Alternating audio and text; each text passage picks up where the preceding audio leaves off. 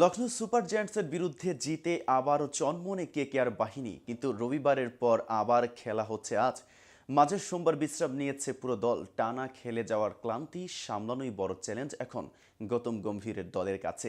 সেই কারণেই আজকের ম্যাচে আসতে পারে পরিবর্তন। তবে কি পরিবর্তন হবে, কে খেলবেন আর কে বসবেন আজকের ম্যাচে, তাই কেকেআরের সম্ভাব্য প্রথম একাদশ নিয়ে উষারবাণী স্পোর্টস থেকে আমি মেহেদী হাসান আছি আপনাদের সাথে। লখনৌ ম্যাচের আগে রান পাচ্ছিলেন না ফিল্ড সল্ট, তাই সল্টকে বসিয়ে দেওয়ার কথাও বলছিলেন অনেকে।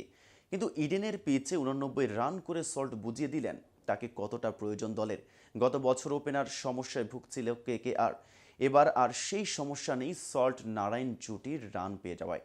কখনো ব্যাটে কখনো বলে ম্যাচ জেতাচ্ছে সুনীল নারায়ণ। এবারের দলের বড় ভরসা কেরিবীয় এই অলরাউন্ডার। গত ম্যাচে 4 ওভারে দেন মাত্র 17 রান। এমন কিপ্টে বোলিং করলে ম্যাচের মোড় ঘুরতে বাধ্য। সেই সঙ্গে ওপেন করতে নেমে ঝড়ো ব্যাটিংয়ে তো রয়েছেই। তরুণ ক্রিকেটার অঙ্গক্রিশ রঘুবংশী গত ম্যাচের রান পাননি, কিন্তু তার ব্যাটিং মন জয় করে নিয়েছে কেকেআরের। আরও কিছু ম্যাচের সুযোগ দেওয়াই উচিত তাকে।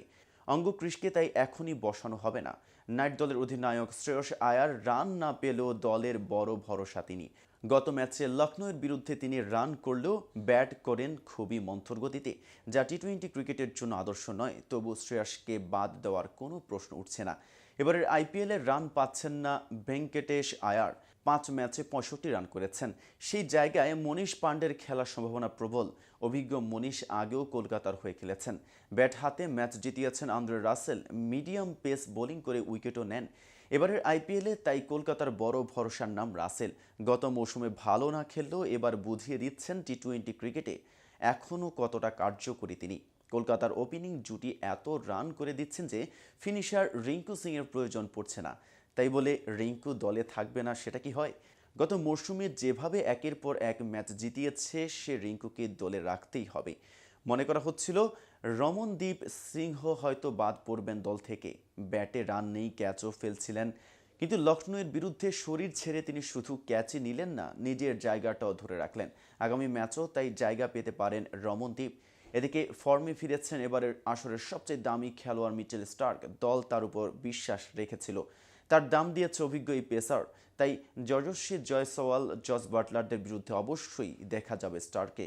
ইডেনের পিচে স্টার্কের সঙ্গে নতুন বলে শুরু করার জন্য বৈভব আরোরা রয়েছেন। আগের ম্যাচে উইকেট পেয়েছেন এই পেসার। নারায়ণের সঙ্গে স্পিন বিভাগ সামলাবেন বরুণ চক্রবর্তী। তিনি দলের দ্বিতীয় স্পিনার, তাই তাকে বাদ দেওয়ার প্রশ্নই উঠছে না। গত ম্যাচে আগে বল করার জন্য রিঙ্কুকে বসিয়ে রেখেছিল কলকাতা। ইম্প্যাক্ট প্লেয়ার হিসেবে নামানো হয়েছিল তাকে। যে সম্ভাব্য একাদশ বেছে নেওয়া হয়েছে তাতে ধরে নেওয়া হয়েছে যে কেকেআর আগে ব্যাট করছে।